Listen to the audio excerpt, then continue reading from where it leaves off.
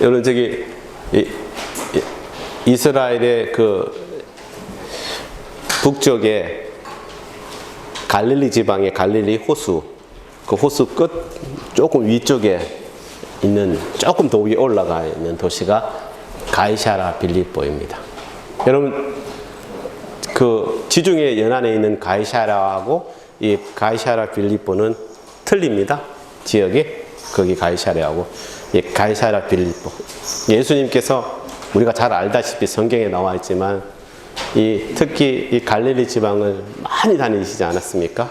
조금 더 위에 있는 가이사랴 빌립보 지방에도 가시고, 제가 저번에 성지순례에 갔을 때 가이사랴 빌립보 지방에 갔었는데, 예, 제가 지금 생각해보면 좀 아쉬운 게, 그 성지순례를 갔을 때 좀 이 성경에서 나오는 그 지명을 가면은 좀 이렇게 좀 시간을 많이 내서 천천히 좀 바라보고 이렇게 하는 그런 시간들이 많아서 좋을 텐데, 그 성지순례는 목사님이 말씀을 전하는 시간이 굉장히 많아서 어딜 딱 가서 한 군데 딱 목사님이 지적하면 그 자리에서 짧게는 30분, 길게는 1시간 반을 그냥 말씀을 그어서 전하시다 보니까 그리고 바로 움직이고 해서 안타깝습니다. 우리가 갔던 그 가이사랴 빌립보 지방의 그 작은 그 폰드가 있는 거기가 뭐라고 그랬는가 제가 정확히 기억이 안 나는데, 거기가 그 이방 신들을 섬기는 약간 그런, 예,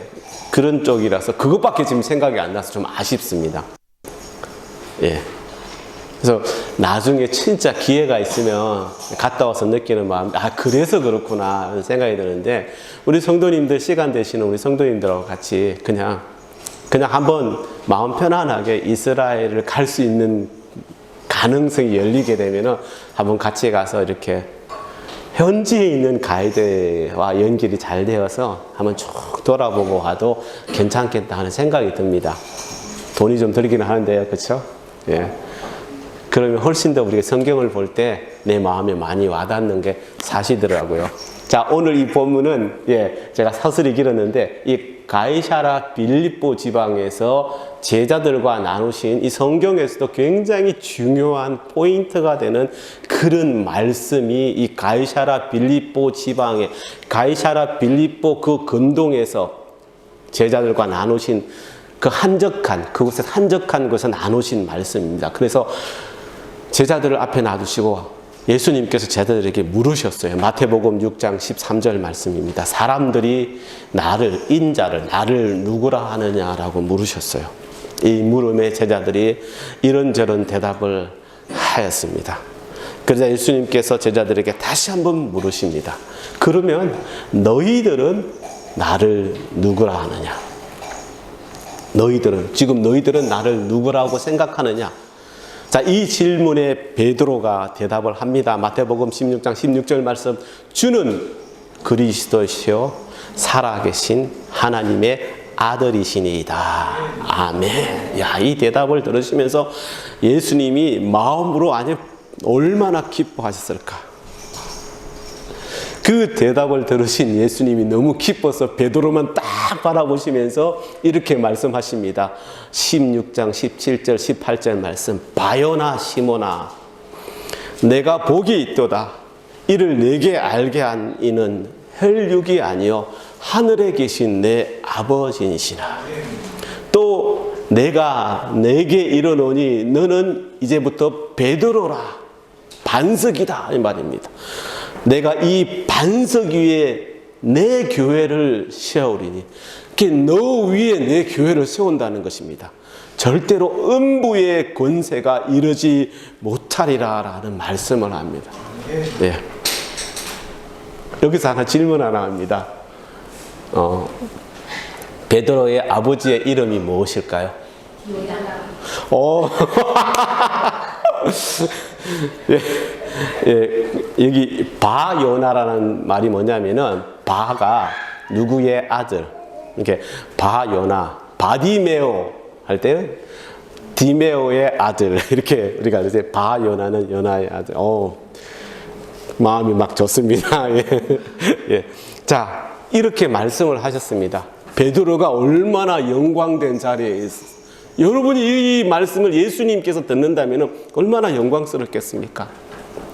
자, 그런 다음에 이제 너무 기쁜 그런 상황 가운데서 제자들에게 정말 중요한 이야기를 다 꺼내십니다. 그 이야기가 뭐냐면은 조금 있으면 내가 십자가에 달려 죽을 것이야 라는 이 말씀, 내가 죽을 것이라는 그 죽음이 가까워왔다는 말씀을 하셨는데, 근데 이 말씀을 들은 베드로가 예수님을 붙잡고 항변합니다. 마태복음 16장 22절 말씀, 주여 그러지 마옵소서. 이 일이 결코 주께 미치지 아니하리이다. 절대 있어서는 안 돼.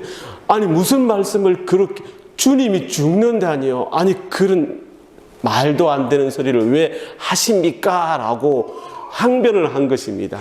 그러자 그렇게 베드로를 칭찬하시던 예수님께서 갑자기 돌변하셔서 그 베드로에게 이렇게 말씀하십니다. 23절에서 사탄아 내 뒤로 물러가라. 너는 나를 넘어지게 하는 자로다. 내가 하나님의 일을 생각하지 아니하고 도리어 사람의 일을 생각하는도다 라고 말씀하십니다. 자, 그리고 나서 예수님은 제자들에게 오늘 그 뒤에 오늘 본문의 말씀을 하시는 것입니다. 다시 한번 우리 읽어볼까요? 시작.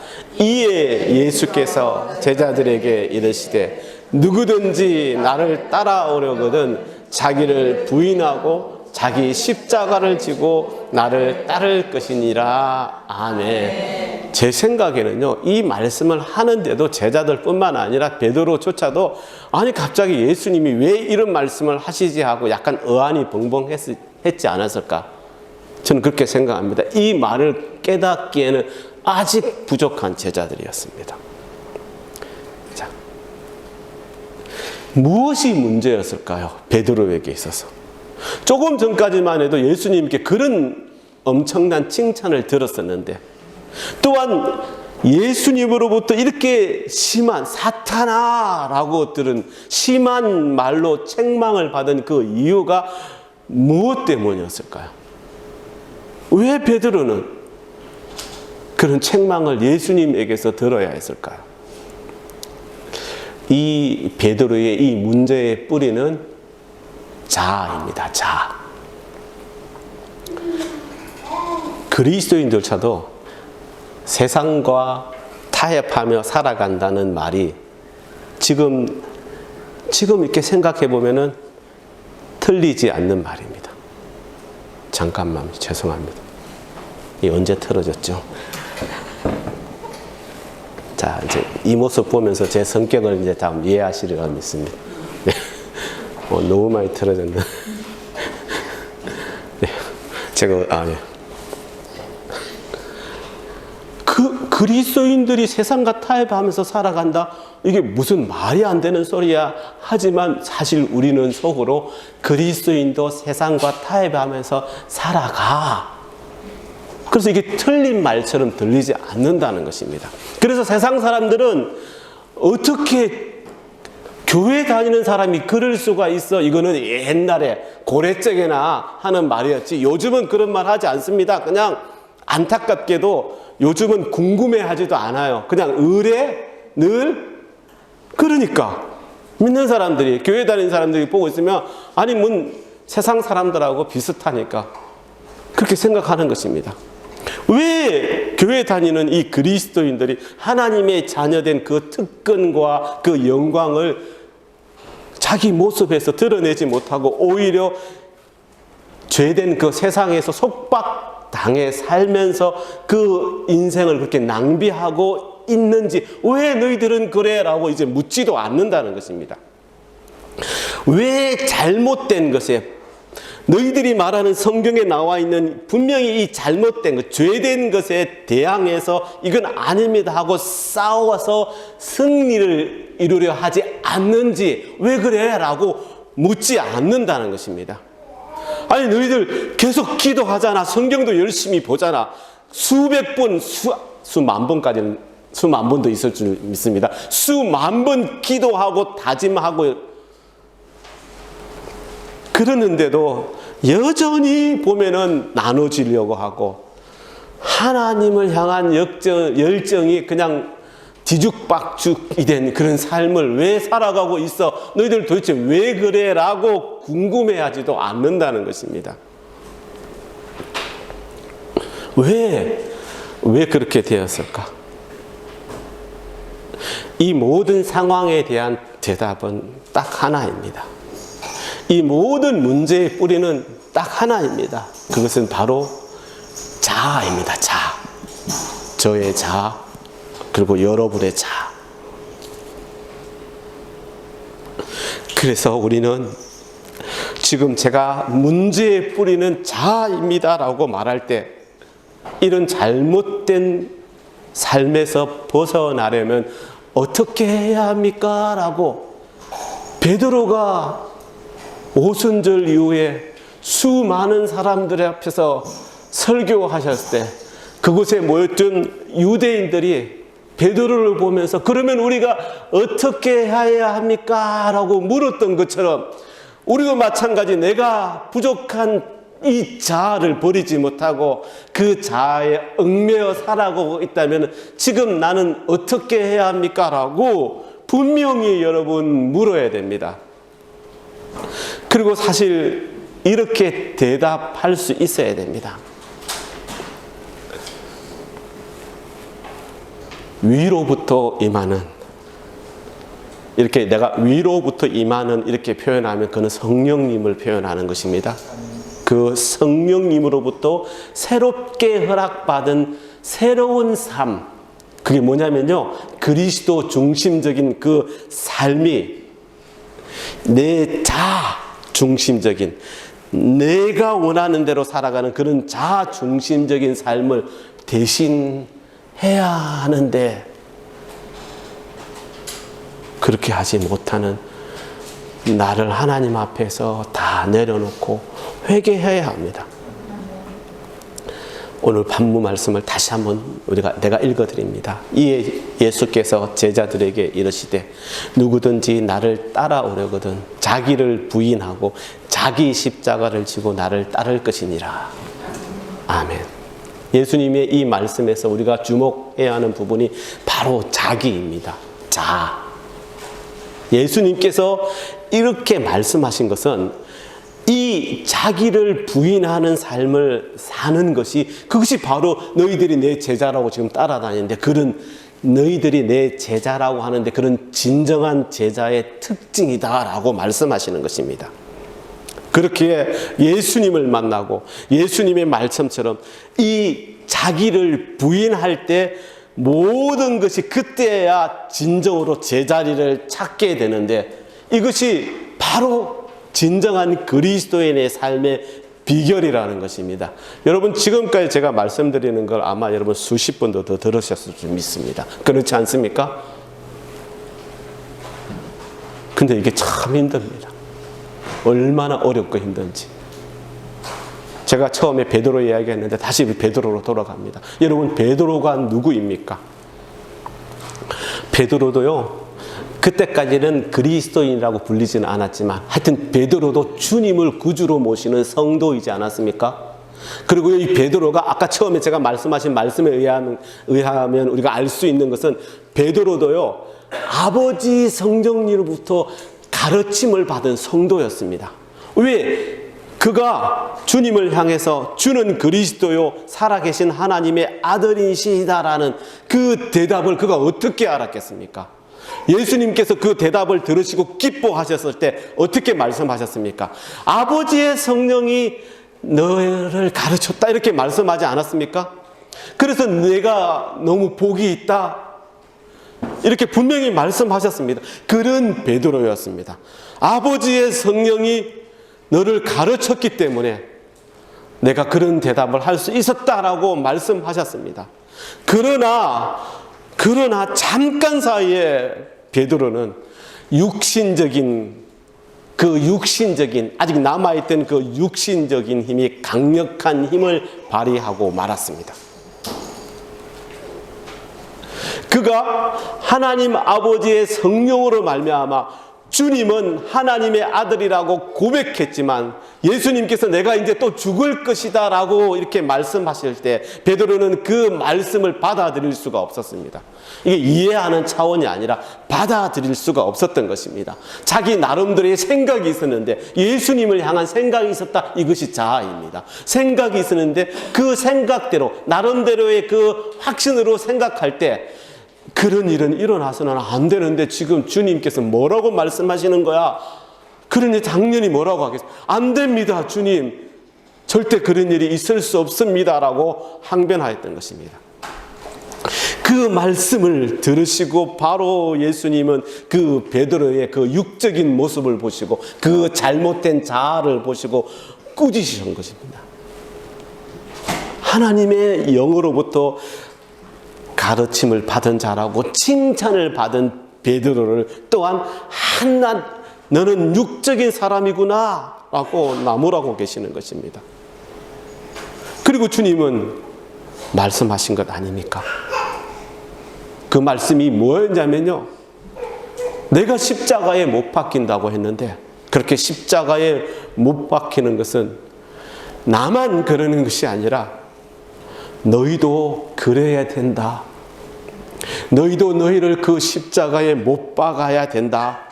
너희가 진정으로 내 제자라고, 나의 제자라고 말한다면은, 그러면 그 자아를, 그 육신적인 자아를 부정하고 하나님께서 나에게 허락하신 그 십자가를 지고 나를 따라야 된다라는 뜻으로 오늘 본문의 말씀을 하신 것입니다. 여러분, 그래서 이 자아는 너무 중요합니다. 우리에게 있어서 이 자아가 얼마나 중요한지, 예수님께서 직접 말씀하신 이 자아를 우리는 항상 깊이 우리는 생각해야 됩니다. 그래서 지금 나의 자아가 어떤 상태에 있는지, 무엇인지를 분명히 알 때야 비로소 모든 문제의 그 뿌리, 내가 잘못하는 그 실패의 뿌리를 알게 되고, 그제서야 성령님께 나아가서 나의 문제를 해결해 주십시오라고 도움을 구하며, 그리고 해결받을 수 있게 되는 것입니다.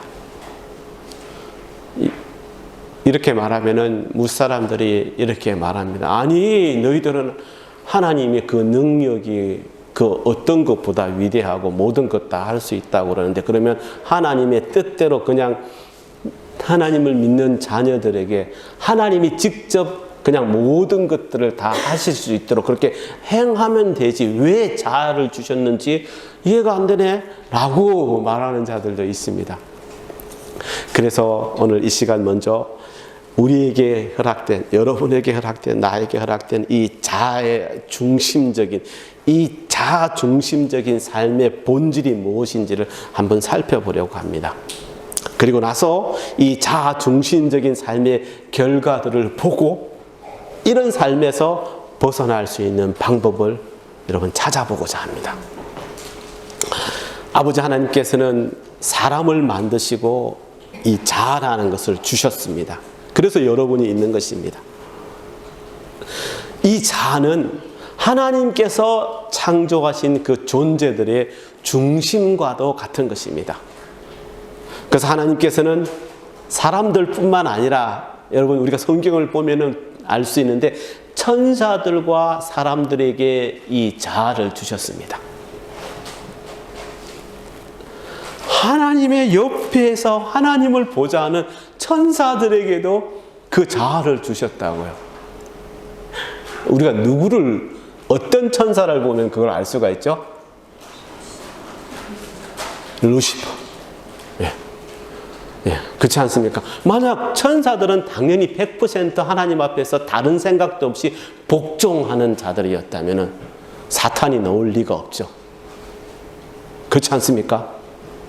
그러나 하나님께서 그것을 볼 때 천사들과 사람들에게 자아를 주셨습니다. 왜 자아를 주셨을까?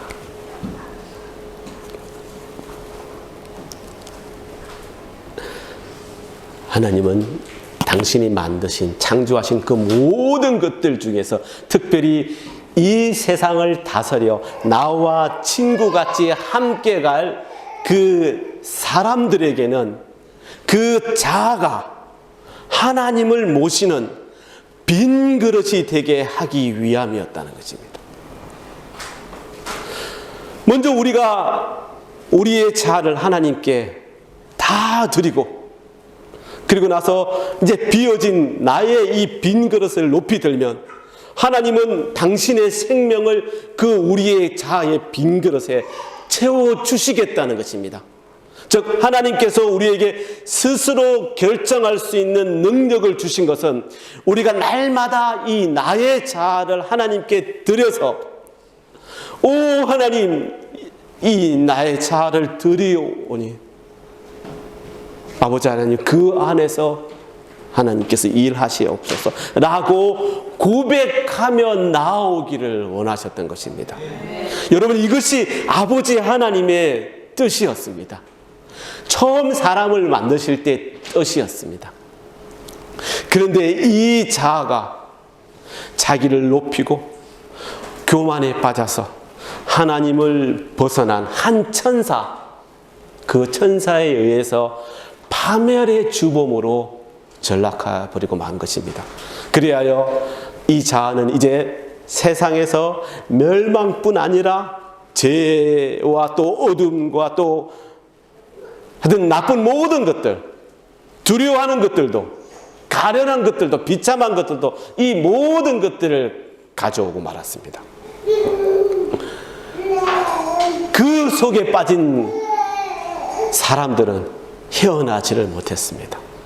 이 모습을 참다 못해서 아버지 하나님께서는 그들의 힘으로는, 이제 사람의 힘으로는 그 지옥의 구렁텅이에서 빠져나올 수 없었기에 그 사람들을 다시 창조 이전의 모습으로 부활시켜 주시기 위해서 예수 그리스도를 이 땅에 보내신 것입니다.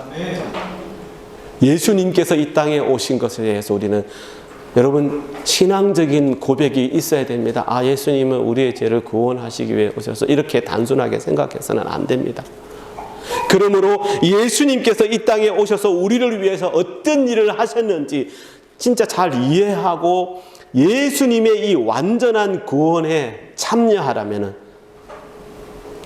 이 나의 잘못된 모습이, 나의 저주스러운 자아를 내가 잘 알고, 그리고 그 자아를 미워하고 또 완전히 포기하는 법을 배워야 한다는 것입니다.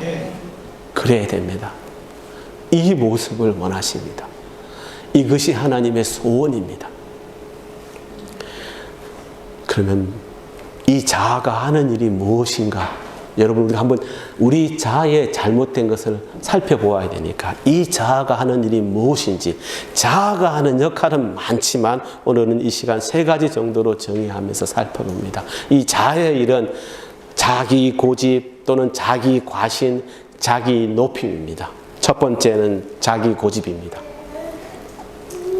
자기 고집.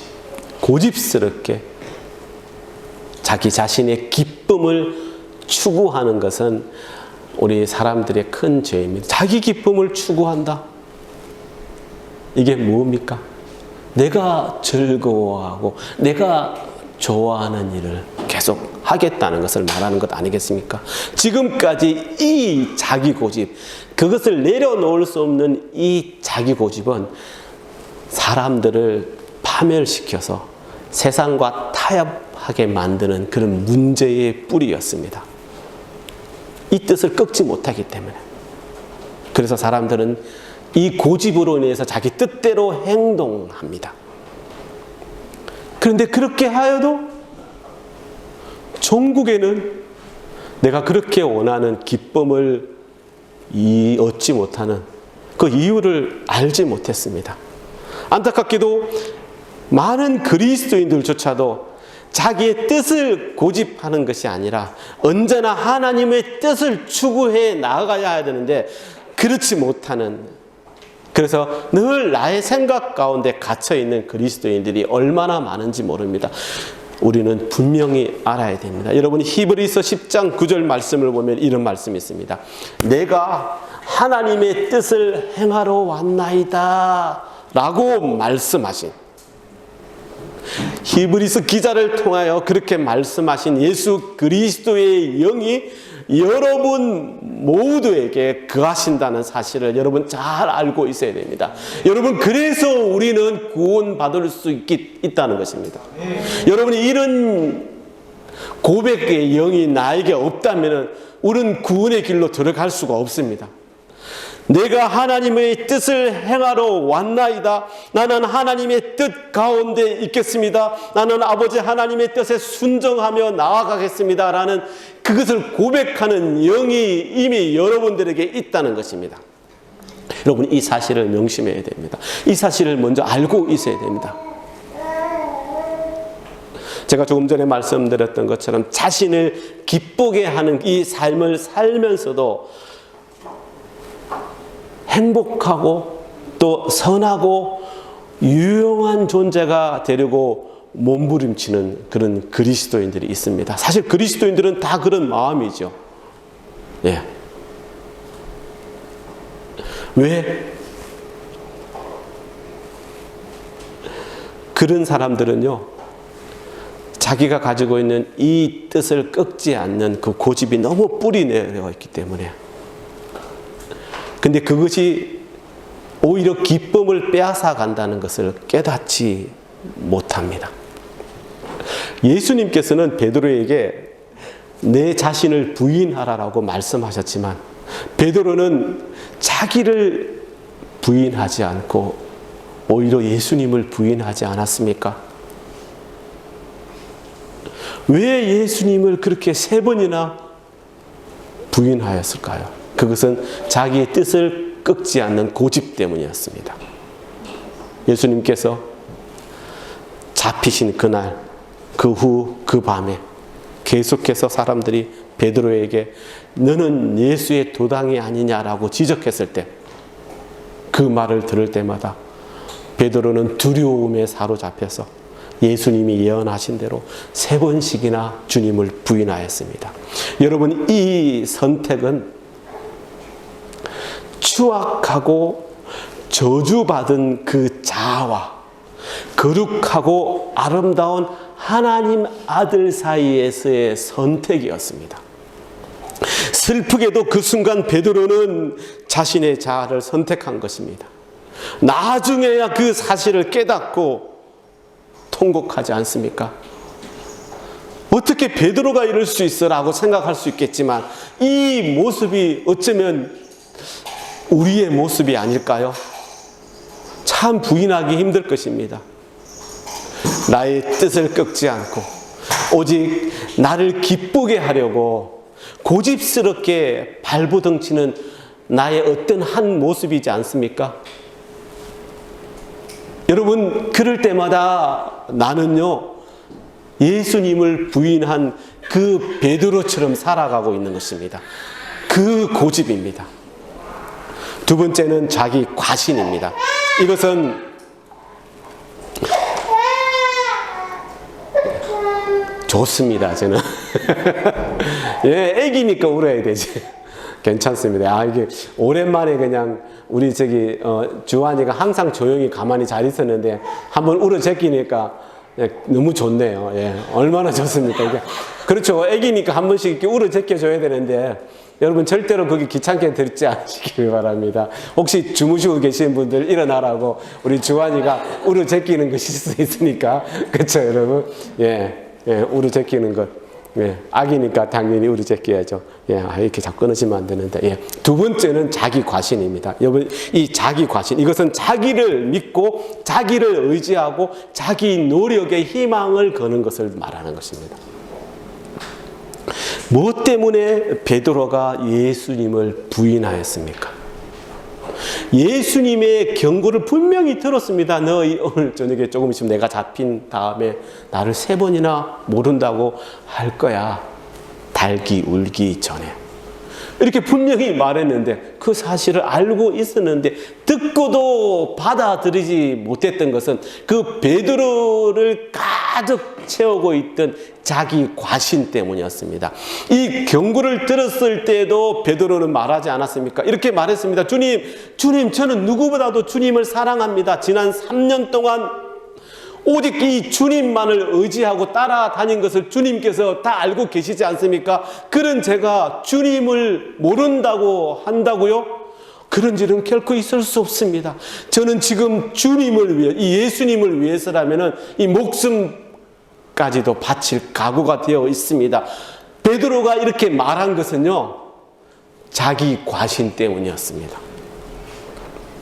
이와 같이 우리 믿는 자의 삶에서 나타나는 모든 실패의 원인이 뭐냐면은 그냥 모든 상황을 예수님께 의지하여 나아가지 않고 이 나의 고집, 나의 과신, 이 저주받은, 죄송합니다. 저주받았다고 자꾸 표현하니까 죄송한데 하여튼 그렇습니다. 그건 맞는 것이니까 저주받은 내 자애를 자꾸만 의지하기 때문인 것입니다.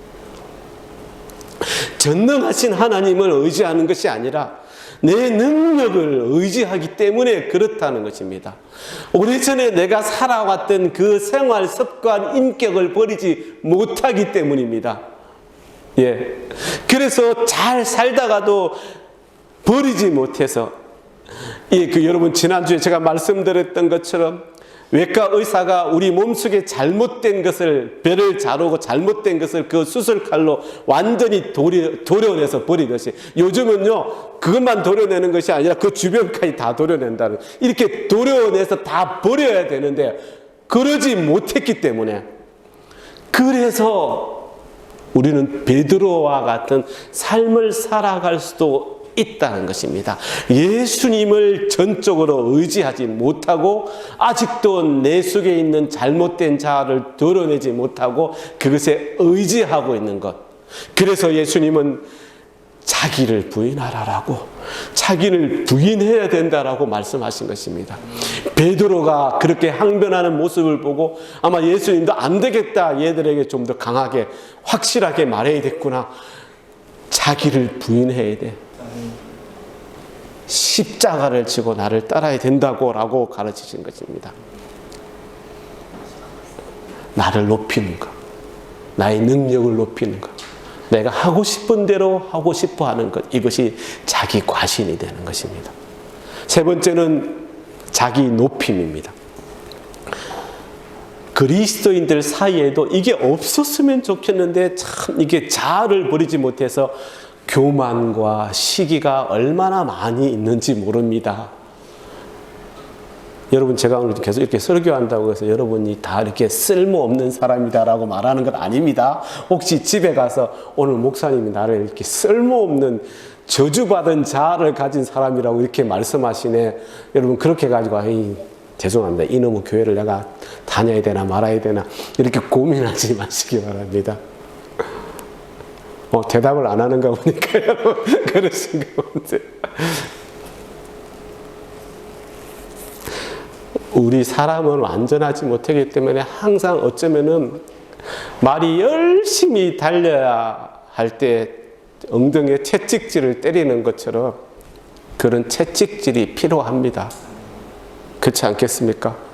우리가 한번 우리 구주 예수님을 통해서 내가 회심해서 하나님의 자녀가 딱 된다면은 절대로 죄를 짓지 않고 살아갈 수만 있다면은 얼마나 좋겠습니까? 그렇지 않습니까? 이 예배 시간에 내가 설교할 필요도 없습니다. 그냥 이 예배 시간은 찬양하고 서로 사랑하고 위하고 은혜를 나누는 그런 시간으로 족하지 않겠습니까? 근데 그렇지 못하기 때문에, 완전하지 못한 우리임을 우리가 너무 잘 알기 때문에 늘 아버지 하나님의 말씀으로 먹지 않고서는, 나를 채우지 않고서는 발을 설 수가 없기 때문에 우리가 이 말씀을 듣는 것 아니겠습니까? 그리고 성경을 보는 것 아니겠습니까? 여러분 그렇게 이해하시기 바랍니다. 다른 사람들이 나를 어떻게 생각할까? 나에 대해서 어떻게 말할까 노심초사하는 그리스도인이 얼마나 많은지 모릅니다. 여러분 부디 내려놓으시기 바랍니다.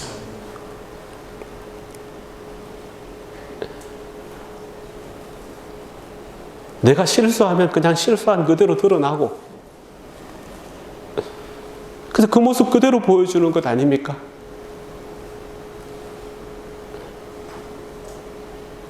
그래서 하나님께 그 잘못을 회개하고 그렇게 용서함을 받아야지 내가 또 새롭게 태어날 수 있는 것인데, 내가 어떤 모습으로 보여질까? 누가 나를 이렇게 말하면 내가 어떡하지? 여러분 이렇게 생각하다 보면요, 나를 꽁꽁 묶는 것이 되는 것입니다. 꽁꽁 묶으니까 어떻게 됩니까? 그 자아를 도저히 내려놓을 수 없게 되는 것입니다. 내 입으로는 하나님의 영광을 말하지만, 내 입으로는 그 하나님을 기쁘게 해드리려고 그렇게 말하면 또 애쓰지만, 근데 내 자아가 칭찬받는 것이 더 크기 때문에, 그래서 내가 그런 칭찬으로 인한 기쁨 가운데 있는 것이 더 크기 때문에 오직 그것에만 애쓰는 사람이 될 수 있다는 것입니다.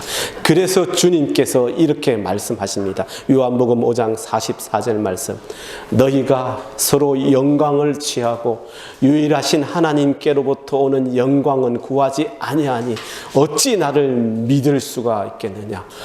나의 영광만, 서로의 영광만 바라보며 나아가니 하나님 아버지께 돌릴 영광은 무시되고 마니 그게 어떻게 믿음이 될 수 있느냐? 그건 나를 믿는 것이 아니다라고 말씀하는 것입니다. 여러분 이렇게 서로가 높아지기 위하여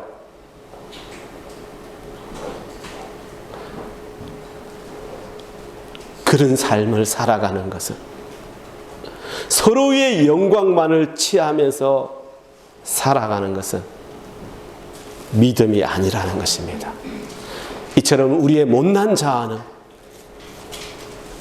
지옥에서부터 시작해서 우리를 하나님과 분리시키고 계속해서 예수님으로부터 멀어지게만 한다는 사실을 명심하시기 바랍니다. 자, 그러면 이런 자기 중심적인 삶에서 벗어나려면 어떻게 해야 될까요? 우리는 지금 너무 잘 알고 있습니다. 이 예수님의 말씀 가운데서 정답을 찾아야 되는데 그것이 오늘 본문 말씀입니다. 다시 한번 읽어드립니다. 누구든지 나를 따라오려거든 자기를 부인하고 자기 십자가를 지고 나를 따를 것이니라. 내 자신을 다 내려놓는다는 것. 그리고 오직 예수님만이 나의 생명이심을 깊이 깨닫는 것입니다. 언제나 그렇듯이 우리는 항상 이 두 가지의 삶 가운데서 하나를 선택해야 됩니다. 하나는 뭐냐면 내 중심적, 내가 원하는 삶을 살아가는 것이고, 또 하나는 그것을 다 포기하고 오직 예수님 중심적인 삶을 살아가는 것입니다. 자, 우리에게는 이 두 가지 중에 한 가지 선택만 있을 뿐이라는 사실을 잘 알아야 됩니다. 이제 주님은 그 선택의 기로에 서 있는 우리들에게 이렇게 말씀하십니다. 나를 따르라.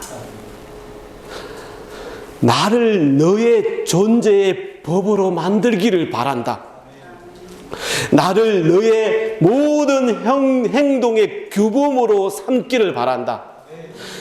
네 마음을 나에게 다 바쳐라. 그래서 오직 나를 따라라. 그럴 때 오직 나를 따를 때 너의 모든 것을 내가 책임져 줄 것이다. 이것이 주님께서 우리와 맺는 엄숙한 계약이 됩니다. 여러분 모두가 이 엄숙한 계약을 믿고 따르는 자들이 되시기를 바랍니다. 그렇습니다. 우리의 자아가 힘을 얻어서 승리하지 못하게 하는 능력, 그것은 오직 예수님께만 있다는 사실을 명심하시기 바랍니다. 그 예수님께서 오직 당신의 영혼의 생명이 되는 것을 우리에게 바라시는 것입니다. 그래야 예수님은 우리가 당신을 따르며 우리 마음과 그 삶을 오직 당신께 드리고 그렇게 나아가는 방법을 가르쳐 주기를 늘 원하신다는 것입니다. 우리가 이 예수님의 가르침을 그래서 따라간다면, 예수님의 뜻을 따라간다면 예수님은 언제나 우리에게 당신의 영혼의 빛이 되어 주실 것입니다. 여러분, 이 예수님의 빛으로 충만했던 바울이 이렇게 고백하였습니다. 갈라디아서 2장 20절 말씀 우리가 잘 알고 있지 않습니까? 다 같이 한번 읽어봅니다. 시작. 이제는 내가 사는 것이 아니요 오직 내 안에 그리스도께서 사시는 것이라. 아멘. 아멘. 하나님 감사합니다. 자아를 벗어나는 방법은 오직 이 한 가지입니다. 내가 사는 것이 아니라 자기를 모두 다 내려놓고 벗어버리고 내 안에 충만히 임재하시는 예수 그리스도께서 내 안에서 사시는 것이다. 매 순간마다 나의 온 마음을 다하여 예수님을 따르고 그리고 그 예수님의 가르침에 귀 기울이고 날마다 나를 예수님께 드려서 우리가 이 예수님의 전부가 되는 삶을 살아가는 것을 말하는 것입니다. 이렇게 예수님의 능력에 의지할 때야 예수님께서 말씀하신 그 자기를 부인함으로 얻는 복된 삶을 늘 체험하게 된다는 것입니다. 그렇습니다. 예수 그리스도의 십자가에 동참하려면 그런 사람은 매 시간 진짜 매 순간 하나님의 은혜에 힘입어 끊임없이 자기를 부인하는 삶을 살아가야 합니다. 우리는 먼저 그래서 십자가에 못 박혀야 합니다. 그 십자가를 지신 예수님의 그 마음을 우리가 잘 알고 있지 않습니까? 마태복음 26장 42절. 그게 얼마나 어렵고 힘들고 무거운 것임을 알았습니다. 그러나 나의 뜻대로가 아니라 아버지의 원대로 되기를 원하이다. 요한복음 5장 30절 보면은 자신이 있을 일들을 말씀하면서 나는 나의 뜻대로 하려 하지 않고 나를 보내신 이의 뜻대로 하려 함으로라고 말씀하시고 그렇게 하셨습니다. 우리가 할 일은 이것입니다. 이처럼 예수님께서도 죽음과 무덤까지 낮아지셨다는 이 사실을 기억해야 됩니다. 이처럼 끝까지 예수님을 따라서 그 나의 자아가 죽음에 이를 때 비로소 우리에게 구원과 영생이 있을 것이라는 사실을 알아야 합니다. 그렇습니다. 예수 그리스도의 죽음의 능력이 우리 모두에게 역사하기를 간절히 바랍니다. 여러분, 예수님께서 요한복음 5장 30절에서 하신 말씀이 있습니다. 우리 다 같이 한번 읽어볼까요? 시작. 내가 아무것도 스스로 할 수 없노라. 예수님께서 이렇게 분명히 말씀하셨습니다. 예수님조차도 내가 스스로 뭘 하는 것이 아니라 오직 아버지 하나님 뜻 가운데서 행한다라고 말씀하신 것입니다. 나는 나의 자아를 알지 못하노라라고 고백할 때 그때 예수님께서 여러분의 모든 것이 되어 주실 것입니다. 그래서 여러분, 우리 이렇게 한번 기도합시다. 따라 한번 해볼까요? 주님의 빛을 비추어 내 자아를 드러내소서. 간구하오니 이 자아의 정체를 우리에게 폭로하소서. 우리의 눈을 열어 내 자아가 무슨 짓을 하였는지 깨닫게 하소서. 우리가 주님에게서 멀어지게 한 것은 오직 내 자아 때문이오니 이 내 자아를 예수님의 십자가에 못 박습니다. 이제 나는 스스로 아무것도 할 수 없습니다. 스스로 아무것도 할 수 없습니다. 오직 주님의 뜻만 오직 주님의 뜻만 따르겠습니다. 따르겠습니다. 아멘.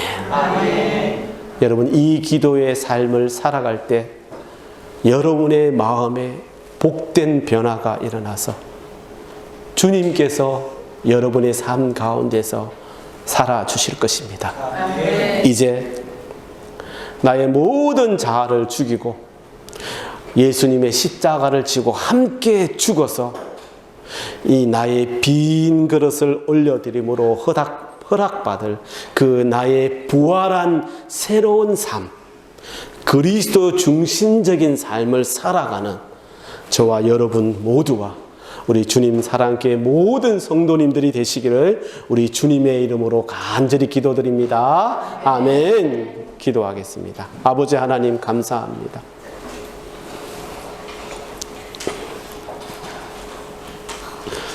부디 이 못난 자를 죽여서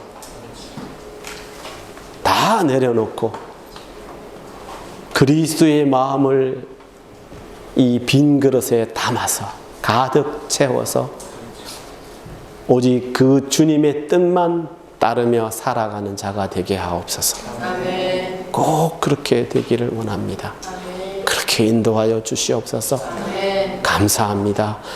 예수님의 이름으로 기도드립니다. 아멘.